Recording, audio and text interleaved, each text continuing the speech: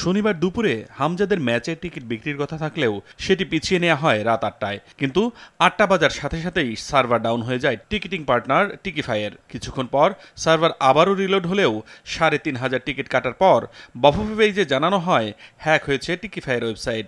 রবিবার competitions committee জানায় দুইবার সাইবার অ্যাটাক হয়েছিল টিকিফাইয়ের ওয়েবসাইটে। আমরা সাইবার সিকিউরিটি এক্সপার্ট দিয়ে চেক করেছি, আমাদের দুটো অ্যাটাক হয়েছিল এই ওয়েবসাইটে।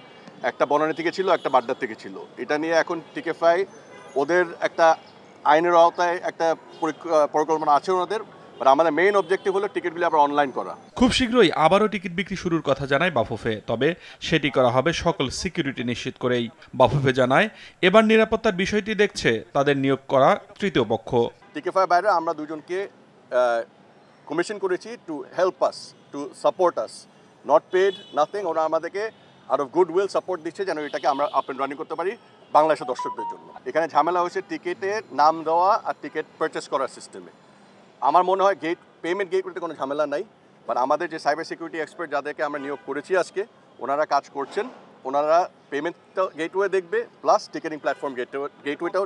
আরও কয়েকটি প্রতিষ্ঠান টিকিট বিক্রির কাজ চেষ্টা করলেও টিকিফাইকে এত বড় দায়িত্ব কেন দেয়া হয়েছে তা নিয়ে উঠেছে প্রশ্ন।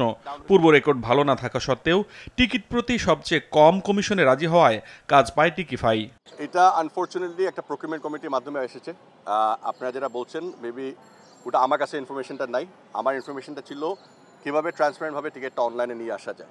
সো আমরা ওইটার আওতায় যে কাজটা করেছি, যে আপনাদের জন্য প্ল্যান করে এই জিনিসটা আমরা ফেস করেছি। এখন আপনারা যেটা বলছেন যে ওদের কোনো মামলা ছিল নাকি ছিল না, ওটা আমাদের এই মুহূর্তে ইনফরমেশন নাই। আমরা ছাঁটাই করে দেখব।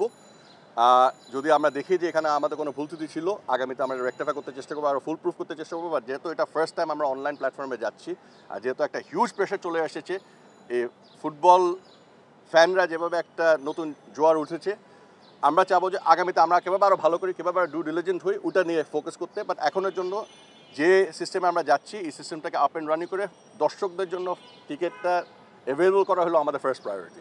আতিকুল ইসলাম শাকিল, RTV, ঢাকা। আর টিকিটের আপডেটটা এখন আমি যেটা